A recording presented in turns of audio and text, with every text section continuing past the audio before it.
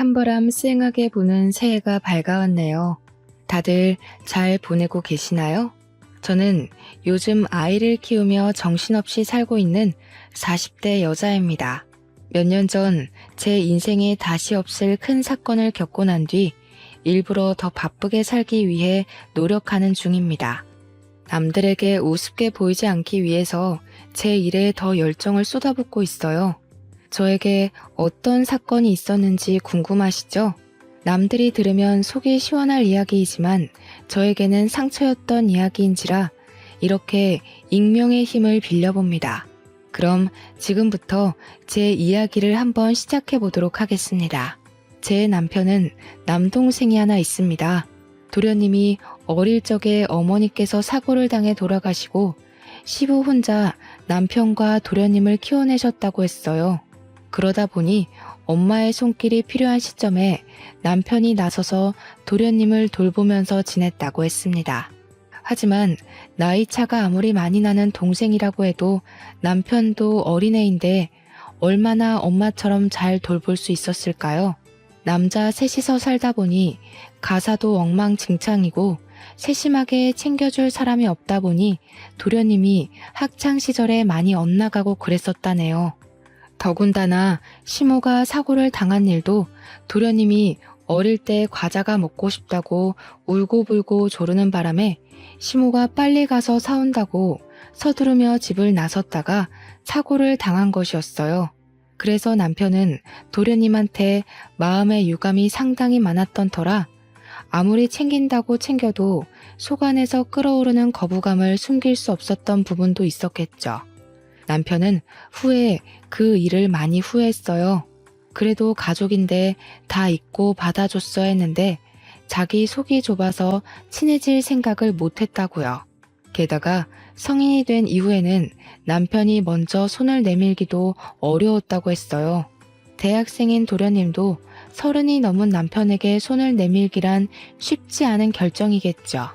어머니의 죽음에 관한 부채감이 남아있었을 테니까요. 시부는 뭘 했는지 궁금하시죠? 시부는 아무것도 하지 않는 방관자였습니다. 어쨌든 서로는 여기까지 하고 저와 남편의 나이가 32살이었을 때 결혼을 했어요. 그 당시에 도련님의 나이는 딱 21살이었습니다. 저희가 결혼식을 올리기 무섭게 시부가 무책임하게 도련님도 다 컸으니까 본인도 본인 하고 싶은 거 하면서 살고 싶다고 제주도에 작은 집을 구해 내려가셨어요. 자연을 즐기면서 낚시나 하면서 그렇게 노후를 보내고 싶다며 다 버리고 떠나신 거죠. 도련님이 아무리 21살이라고 해도 돈도 없이 어떻게 혼자 대학을 다니면서 살 수 있겠어요. 원래 시부와 남편 도련님이 살던 집을 시부가 내려간 뒤 신혼집으로 꾸미기로 결정이 되어 있었고 도련님도 저희와 함께 더부살이를 하게 되었습니다. 결혼 신혼부부와 함께 살게 된 도련님은 괜히 눈치가 보인 건지 뭔지 2학년을 모두 마친 뒤 군대에 가기로 결정해 놓고는 1학기가 끝나자마자 군대 입대를 했어요. 저는 마음이 너무너무 불편했죠. 도련님이 눈치 보면서 살 입장은 아닌데 괜히 우리 부부 때문에 군대에 가기로 한 것 같아서요. 하지만 남편은 대면대면하게 굴고 신경 쓰지 않았어요. 고래 싸움에 새우등 터진다는 말처럼 괜히 저만 가운데에서 눈칫밥을 먹으면서 살았죠. 근데 군대에 간 도련님이 또 짠하고 마음 아픈 거예요. 형이라고 하나 있는 건 군대에 간 도련님 신경도 쓰지 않고 시부는 제주도에 있으니 면회 갈 생각도 전혀 없고요.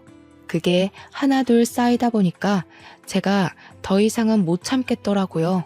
그래서 주말마다 면회를 다니기 시작했습니다. 저희 남편은 뭐하고 저 혼자 면회를 다니기 시작했는지도 궁금하시죠? 저희 남편 직업이 건물을 지을 때 꼭 필요한 건물 안전 기술사예요. 건물 짓는 동안 뭐 부자재를 나른다거나 시멘트를 바르는 직업은 아니지만 건물을 지을 때 필수적으로 이름이 올라가야 하는 직업이죠. 현장에서 하는 거 없이 도면 보고 관리 감독 살짝 해주고 커피 마시면서 유튜브나 보면서 오면 된다고 아주 편하다고 했는데 뭐 실상은 어떨지 잘 모르겠지만요. 근데 이게 기술사라는 직함이 붙다 보니 연봉은 또 어마어마하게 좋은 직업이에요. 물론 시험이 그만큼 어렵고 경력도 꽉꽉 채워야만 해서 시험을 보는 사람은 많아도 합격이 어렵기도 하고요. 아무튼 남편이 주말에도 가끔 불려나가 현장을 확인해야 하기 때문에 주말에 제가 혼자 있는 시간이 꽤 되었어요. 그때 결심을 한 거죠. 도련님 면회라도 가서 내가 이 집안에 녹아들어야겠다 하는 생각을요. 도련님 부대가 경기도 이천 쪽이라 집에서 멀지도 않았고 요즘은 버스 타면 한 번에 가는 동네기도 하니까 일석이조다 싶었어요. 처음에 남편한테 주말에 도련님 면회를 가겠다고 이야기하니 거길 왜 가냐는 식으로 물어보더라고요. 그냥 도련님이랑 친해지고 싶다고 당신이 영 벽을 세우는 느낌이라 도련님이 집에서 편히 못 쉬는 것 같다고 했죠. 남편은 저한테 괜한 짓이라고 했지만 제가 꾸준히 설득을 하면서 이야기를 하니까 본인이 동생을 잘못 챙긴 부분이 있긴 있다고 인정을 했어요. 그러면서 도련님이 마음을 열게 되면 자기도 다가가기 좋을 것 같다고 하더라고요. 속으로는 남편이 먼저 노력하는 게 도련님 입장에서도 더 편할 텐데 했지만 남편이 또 나이 차이가 많이 나는 동생한테는 꼰대 같은 모습을 보이는 터라 제가 두 형제의 돈독한 사이를 만들어주기 위한 발판이 되기로 자처했습니다. 제가 처음에 면회를 가니까 도련님이 무척이나 당황해하면서 어쩔 줄 몰라 했어요. 11살이나 차이 나는 형수님이 면회를 왔는데 무슨 이야기를 해야 할지 뭘 해야 할지 막막해 보이더라고요. 저도 면회라는 걸 너무 오랜만에 가봐서 먹을 걸 막 바리바리 싸들고 왔는데 요즘은 그 앞에서 다 사먹고 한다더라고요.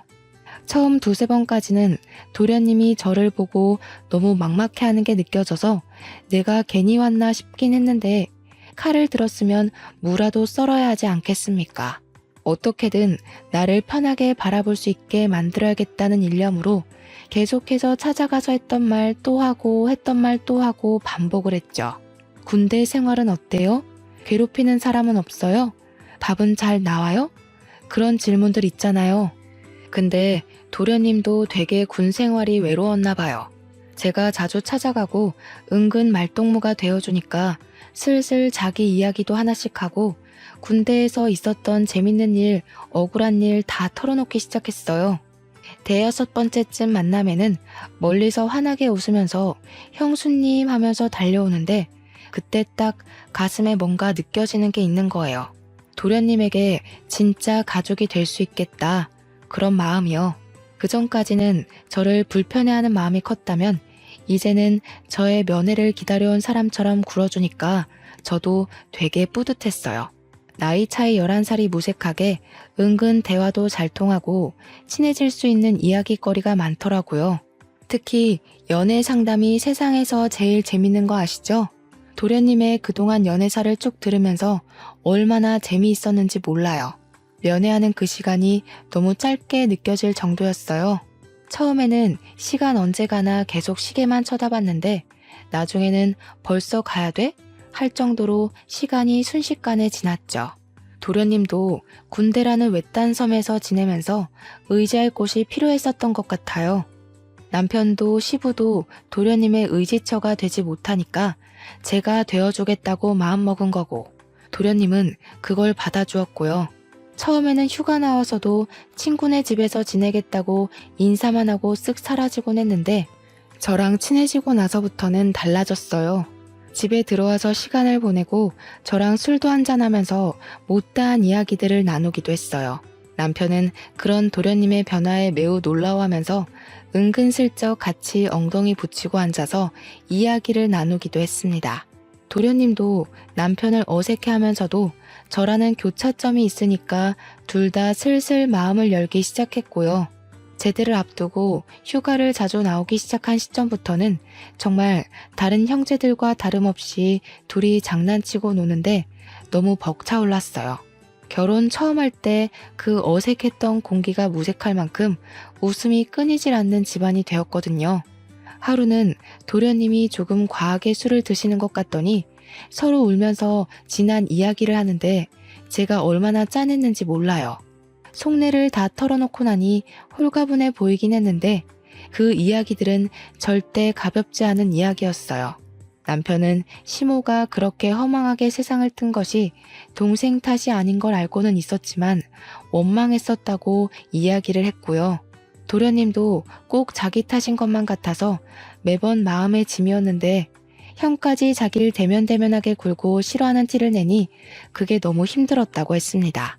서로 마음속 깊이 자리 잡은 앙금을 털어내는데 제가 다 눈물이 나더라고요.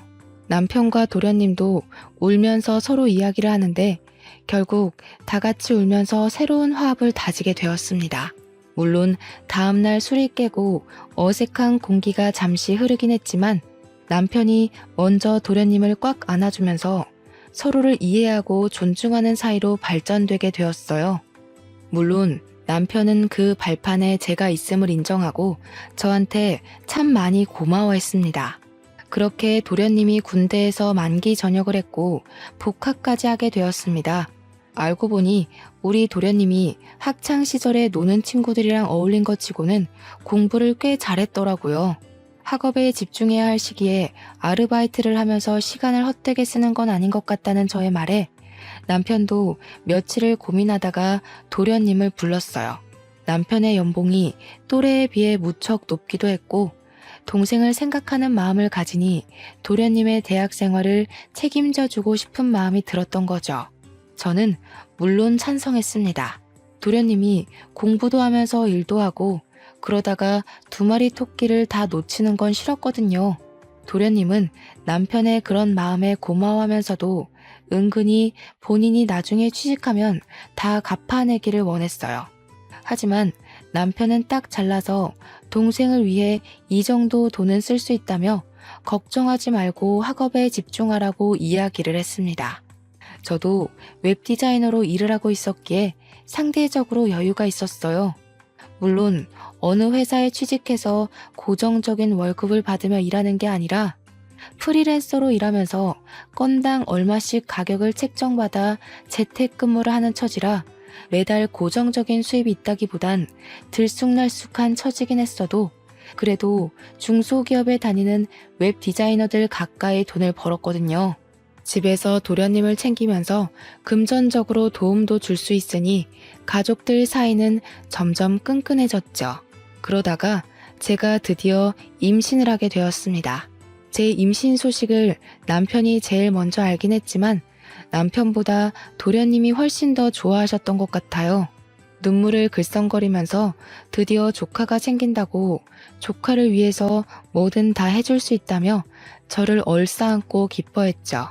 그 모습을 보던 남편이 누가 남편인지 헷갈린다며 헛웃음을 칠 정도였습니다. 저는 남편과 도련님의 극진한 대접을 받으면서 임신 기간을 보낼 수 있었습니다. 제가 남편이 살던 집에서 신혼집을 꾸미게 되면서 딱 한 가지 그동안 마음에 걸렸던 게 있었어요. 그게 바로 방의 크기였습니다. 시부가 쓰던 안방을 리모델링하면서 저희 부부가 쓰게 되었고 2번째로 큰 방이 남편 방이었는데 그걸 남편이 서재로 이용하고 있었거든요. 도련님은 제일 작은 방을 사용하고 있었는데 그 방 크기가 좀 창고처럼 작은 크기였었어요. 아무래도 남자고 공부도 하는 학생인데 방 크기가 너무 작아서 고민이었거든요. 그동안은 군대에서 생활하느라 집에 붙어있을 시간이 별로 없어서 괜찮겠거니 했지만 이제 복학도 했고 집에서 보내는 시간이 많은데 방이 너무 작더라고요. 남편은 서재로 쓰던 본인의 방을 정리하고 아기 방으로 꾸미자고 했어요. 저는 남편에게 도련님이 졸업하고 취업 준비까지 하려면 제일 작은 방에서 생활하는 게 너무 불편할 것 같다고 운을 뗐습니다. 어차피 아기가 클 때까지는 안방에서 같이 자고 생활할 테니까 이참에 도련님 방을 바꿔주는 게 어떻겠냐고 했어요. 남편도 그 생각은 차마 못했었다며 저에게 바꿔주는 게 좋을 것 같다고 했고 허락이 떨어지자마자 도련님에게 방을 바꾸자고 했습니다. 그동안 티를 안 냈던 건지 큰 방으로 옮겨준다고 하니까 엄청 좋아하더라고요. 도련님 취미가 피규어를 모으고 도색하는 거였는데 드디어 장식장을 넣을 공간이 생겼다면서 좋아했어요. 아주 소소한 부분인데 기뻐해주니까 저와 남편도 덩달아 기분이 좋아지더군요. 그럴 때 보면 정말 어리구나 하는 게 느껴지던 우리 도련님이 글쎄 제가 임신했다고 조카 선물도 챙겨주고 싶다고 몰래 과외 알바를 한 거예요. 나름 서울에 있는 상위권 대학이라 그런지 아르바이트 자리가 꽤 있었다면서 몇 개월을 틈틈이 모아서 저에게 선물을 안겨준 거죠. 남편에게도 받아본 적 없는 작은 명품백이었어요. 저는 로고를 보고 너무 놀라서 이거 못 받는다고 환불해요라고 했지만 도련님은 강경하게 꼭 형수님이 들어줬으면 좋겠다고 했어요.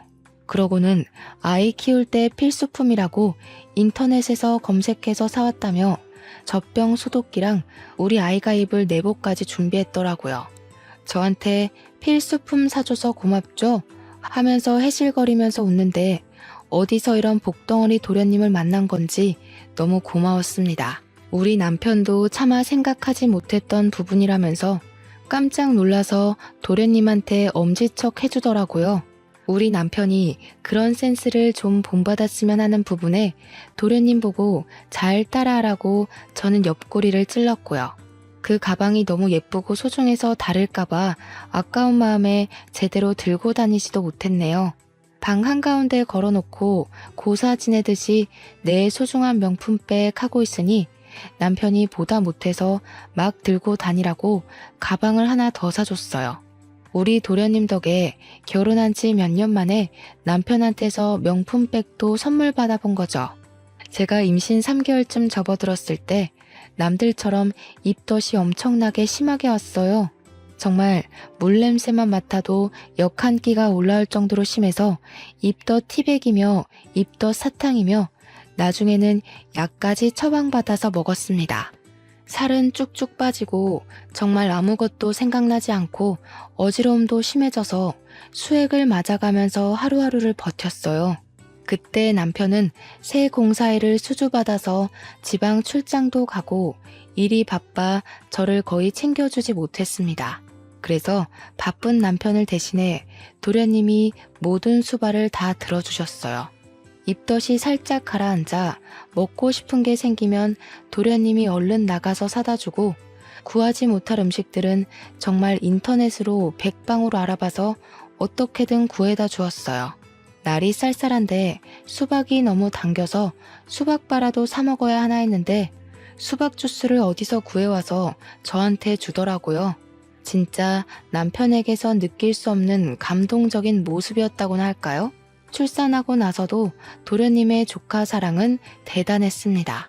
바쁜 남편을 대신해서 병원에 예방접종을 할 때도 도련님이 따라가 주었고 아기 분유나 기저귀가 다 떨어져서 발을 동동 구를 때도 도련님이 사다 주었어요. 아기를 키우느라 잠도 제대로 못 자는 저를 배려해서 삼시세끼 밥도 다 차려주고요. 마트에서 장까지 다 봐오더라고요. 같이 외출을 할 때면 사람들이 저한테 젊은 신랑 둬서 부럽다고 놀리기까지 했으니 말 다 했죠. 저도 정말 도련님이 없었으면 2시간마다 깨서 밥을 달라고 보채는 아기를 어떻게 키웠을까 싶습니다.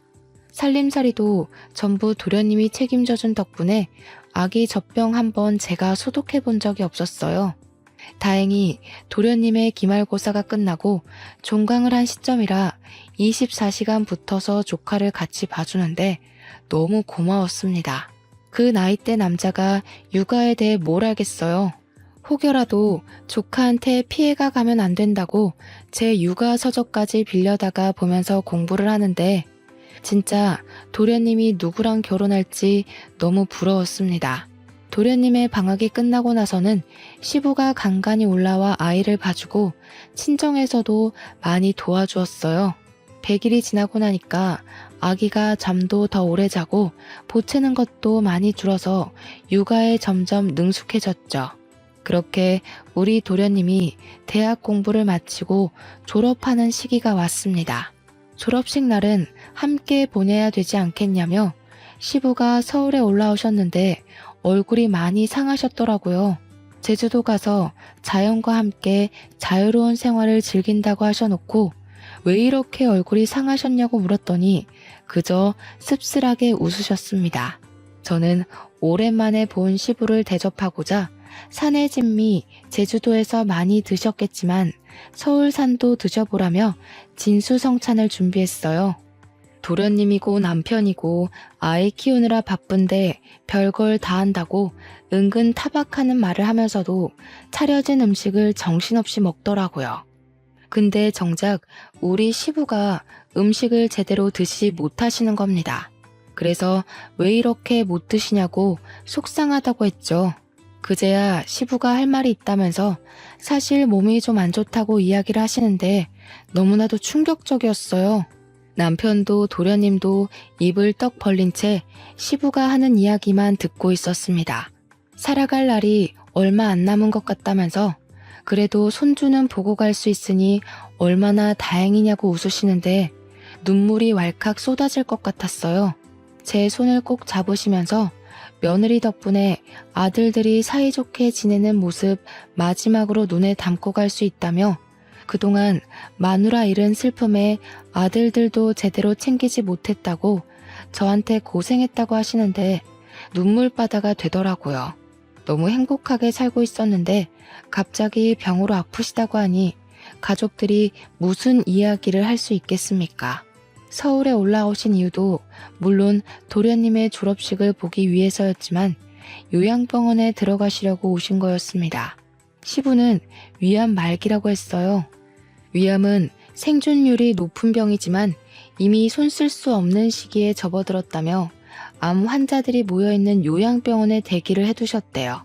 자리가 났다는 말에 제주도 생활을 빠르게 정리하고 올라오신 거더라고요. 시부는 일주일 뒤 요양병원에 입원을 하셨고 서울 근교에 교통편도 잘 되어 있는 곳이라 저는 간간히 시부의 간병을 하러 요양병원으로 향했습니다. 애 키우는 것도 벅찼지만 시부에게 아이를 더 많이 보여드리고 화목한 가정을 보여드리고 싶었어요. 남편도 도련님도 저에게 늘 고마워하는 마음을 지니고 있었습니다. 아기 업고 다니면서 시부 병간호를 하고 하지만 제 마음과 달리 시부는 오래 견디지 못하셨고 6개월을 넘기지 못하시고 돌아가셨습니다. 우리 아기 나이가 고작 3살밖에 되지 않았을 때였어요. 시부 재산이 많진 않았지만 은근히 알짜배기셨더라고요. 남편하고 도련님이 뚝 잘라서 반씩 나눠가지고 제주도에 작은 땅이 하나 있다고 해서 그 땅을 정리할 겸 다 같이 제주도 여행을 떠났습니다. 그런데 그 땅에 빽빽하게 나무가 심어져 있더라고요. 이 나무를 어떻게 처리하지 하고 있었는데 알고 보니 그 나무가 조경에 많이 쓰이는 나무고 부르는 게 값인 나무였어요. 땅값보다 몇 배나 더 비싼 나무였던 거죠. 빽빽하게 심어진 나무를 팔고 나니까 억 단위 돈이 생기더라고요. 그 돈이 통장에 찍힌 걸 보고 남편이랑 도련님이랑 저랑 셋이 얼마나 얼떨떨했는지 몰라요.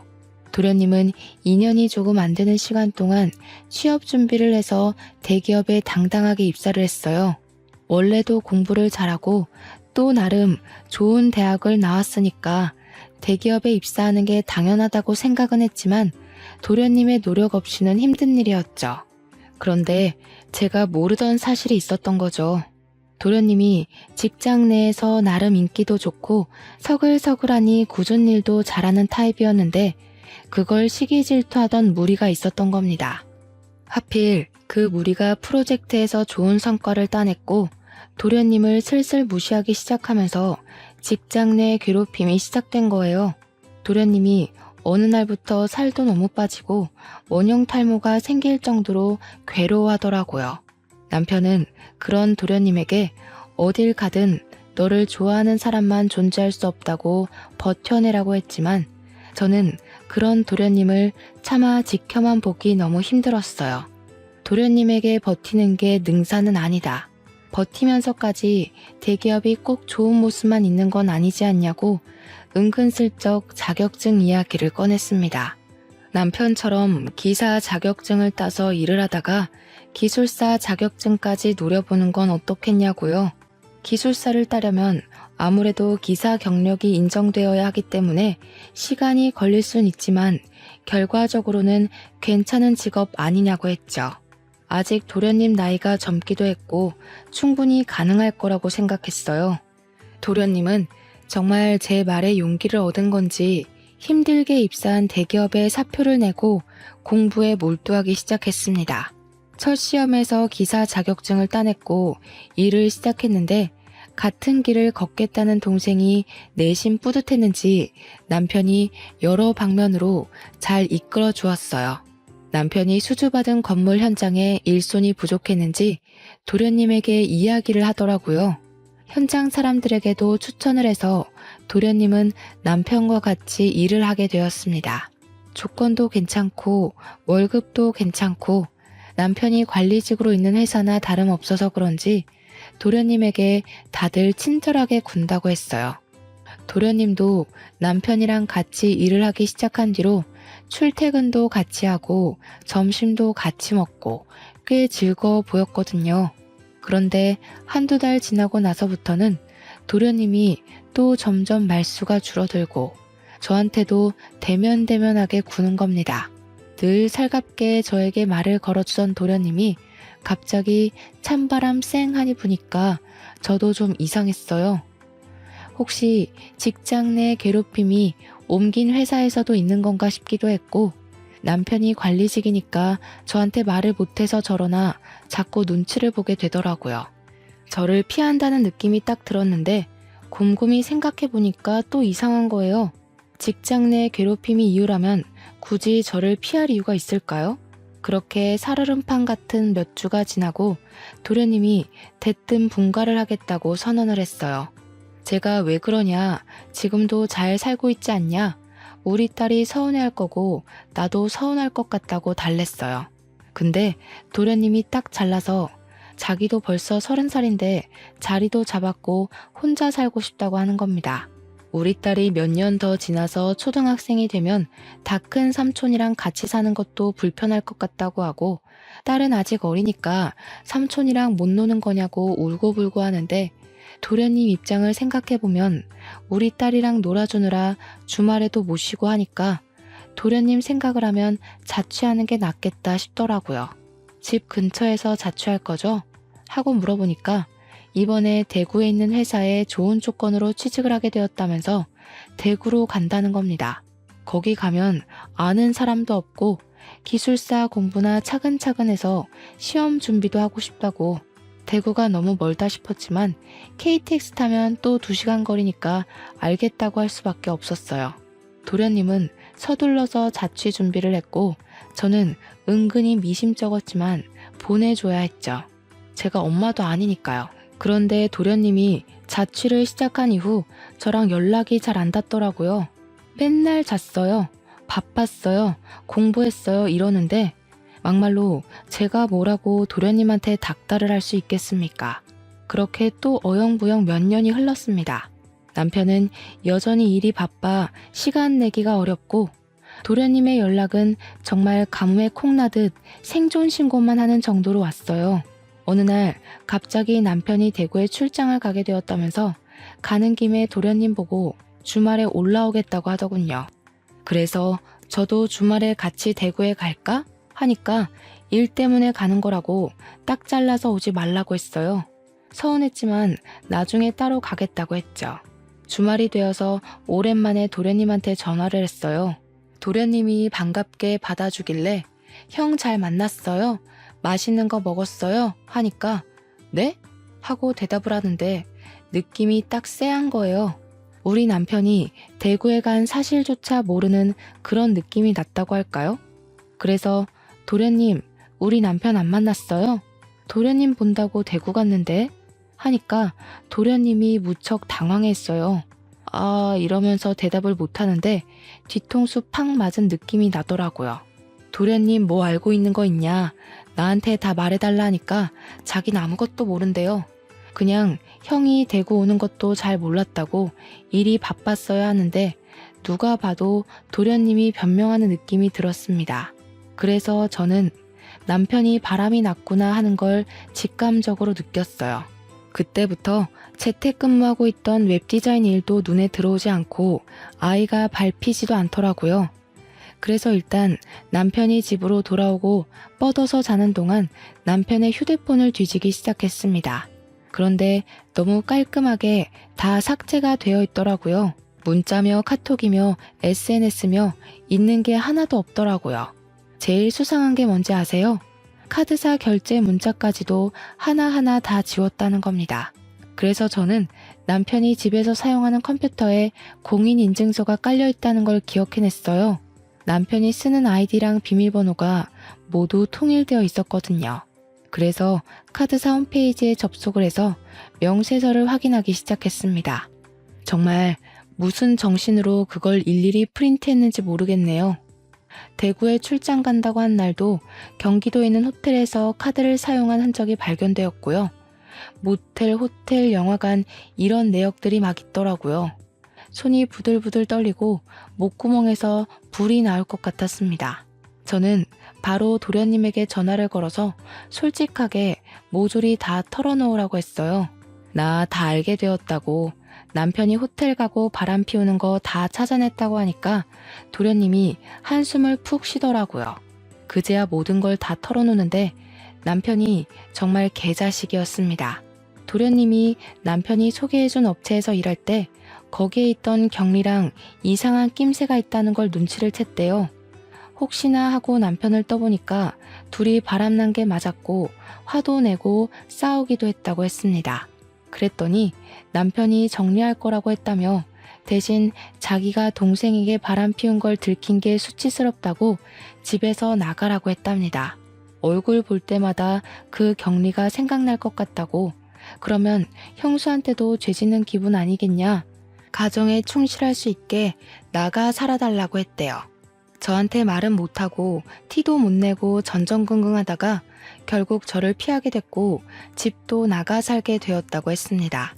아직 정리 못한 것 같다고 혹시 그 격리 사진 있냐고 하니 도련님이 이직할 때 쫑파티 하면서 찍은 사진이 있다고 보내줬어요.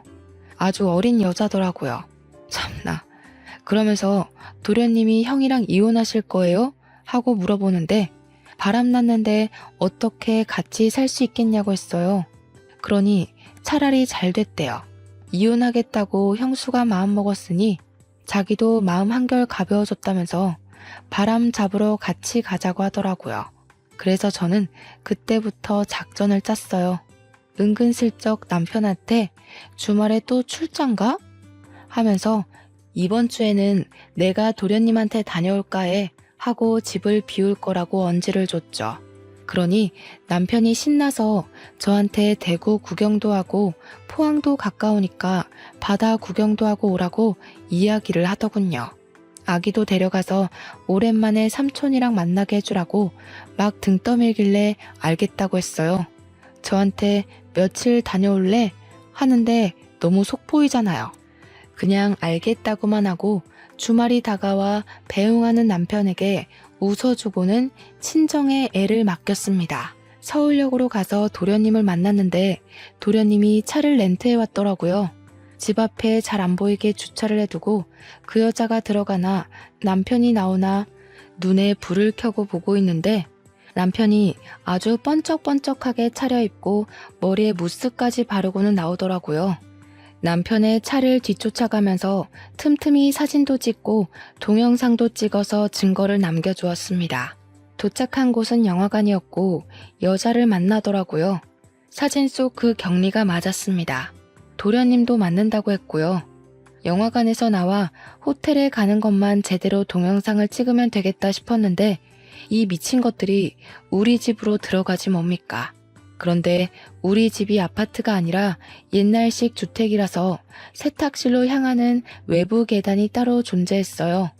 혹시 몰라 열쇠를 늘 들고 다녔는데 그날 때마침 쓸 날이 온 거죠. 그쪽 가서 문을 살짝 열고 주방 쪽이랑 연결된 세탁실이라 몸을 숨기고 거실 소리를 듣고 있었습니다. 남편이랑 상간녀가 신나서 떠들고 있더라고요. 우리 진짜 호텔 안 가도 돼? 집에 있어도 돼? 나 너무 불안한데. 너 우리 집 와보고 싶어 했잖아. 마누라 대구 가서 오늘 안 들어올 거니까 너무 걱정하지 마라. 와이프 그 도련님이랑 바람난 거 아니야? 차라리 그랬으면 좋겠다. 이 집에 내가 들어와 살면 딱인데.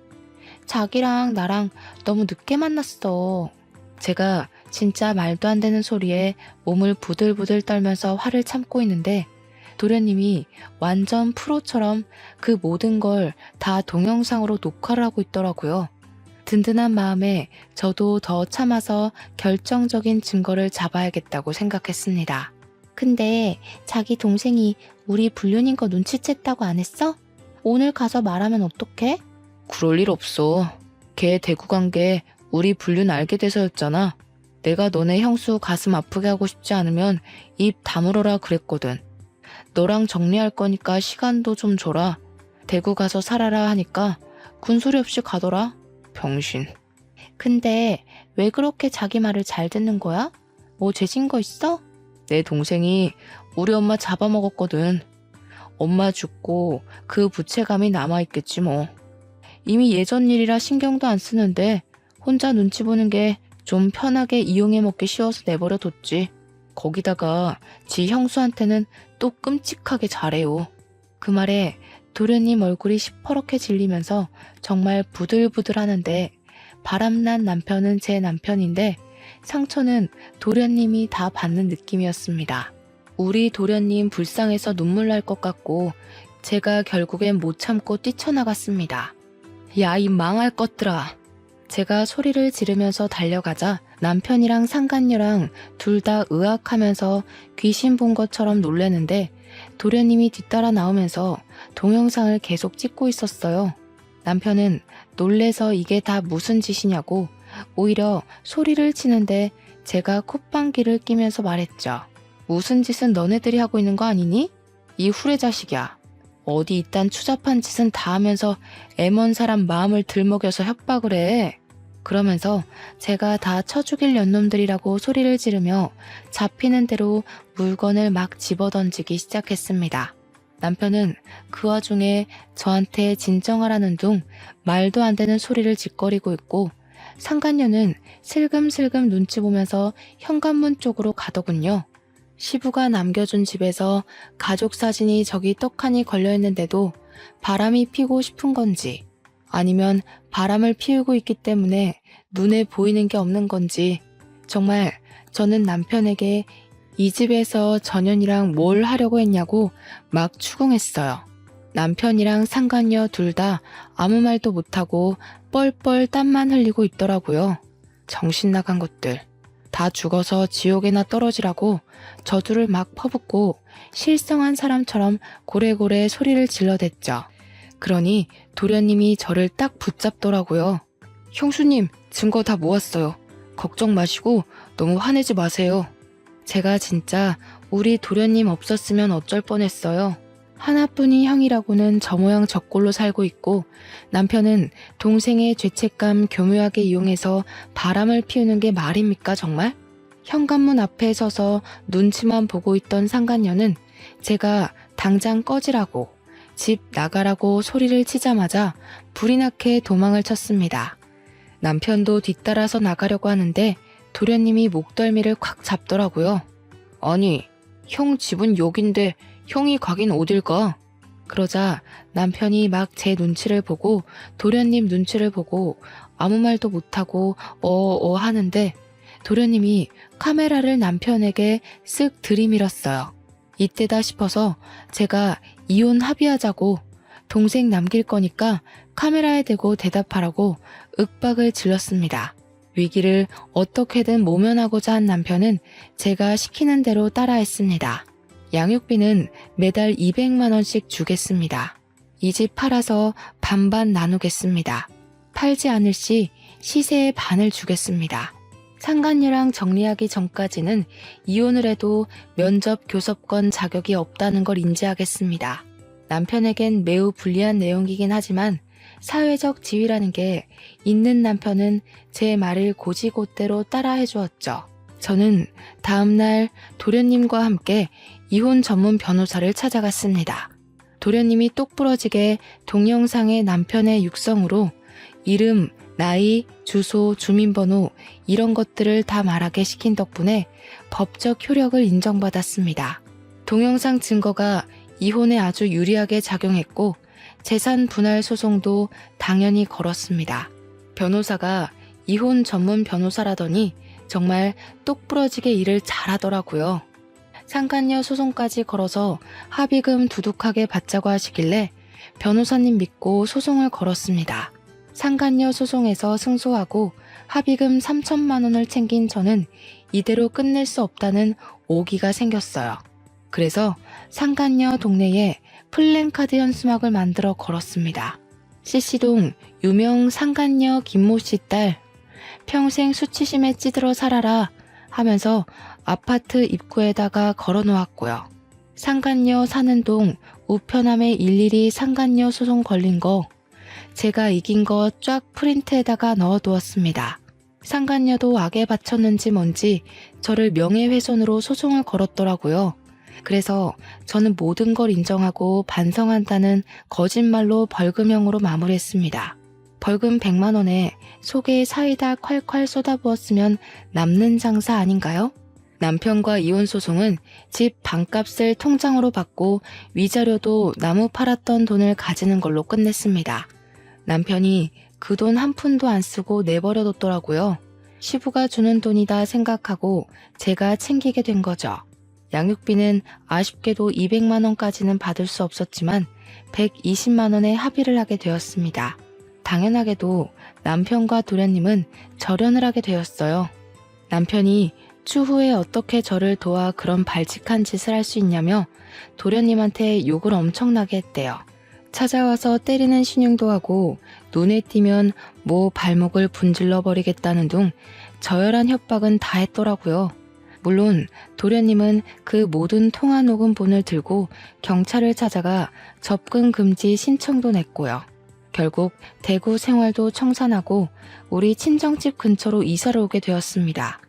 저와 남편과 살던 집에서 모든 짐을 정리하고 친정에 들어와 살게 되었거든요. 이혼하고 돌아간 게 너무나도 면목없고 죄송스럽지만 육아를 도와줄 수 있는 손길이 필요하긴 해서 어쩔 수 없이 결정했습니다. 도련님은 친정 근처에 자리를 잡은 뒤 저에게 꾸준히 요청을 했어요. 저희 딸 공부하는 거 도련님이 지원해주고 싶다고 말이죠. 받은 유산도 있고 하니 살림살이 넉넉하다고 하는 겁니다. 본인 대학 등록금부터 취업 활동할 때까지 용돈도 주고 일일이 챙겨준 게 다 형수가 한 거 아니냐면서 은혜 갚고 싶다고 말하길래 그러지 말고 앞으로는 비밀 없이 힘든 거 있으면 다 말해달라고 했어요. 가끔 조카 용돈도 주고 저 맛있는 것도 사주고 그래주면 고맙겠다고. 애 양육은 제가 해야 하는 게 맞고 전 남편이 해야 하는 거라고 이야기했죠. 전 남편과 절연까지 한 마당에 의지할 곳은 저뿐이라며 앞으로도 잘 지내자고 너스레를 떨었습니다. 정말 가족처럼 아직까지도 잘 지내고 있는 중이고요. 전 남편은 결국 상간녀 소송 걸려서 집안 망신 시킨 거부터 시작해서 돈 물어주고 양육비 매달 줘야 하는 거 등등 상간녀랑 피 터지게 싸우고 헤어졌다고 하더라고요. 세기의 사랑인 척 하더니 얼마 못 가 파국을 맞았다는 소식에 얼마나 고소했는지 모릅니다. 우리 친정에서도 도련님을 아들처럼 생각해 주시기로 했어요. 이제는 누나 동생 하는 사이로 지내며 지난주에도 집에서 밥 먹고 갔네요. 좋은 여자 만나서 장가갈 때까지 제가 옆에서 가족처럼 의지처가 되어주려고 합니다. 도련님 덕분에 저도 앞뒤가 다른 인간이랑 이혼하고 새 출발할 수 있게 되어 너무나도 기쁩니다. 앞으로도 의좋은 사이로 잘 지내보겠습니다. 사연 들어주신 여러분 감사합니다.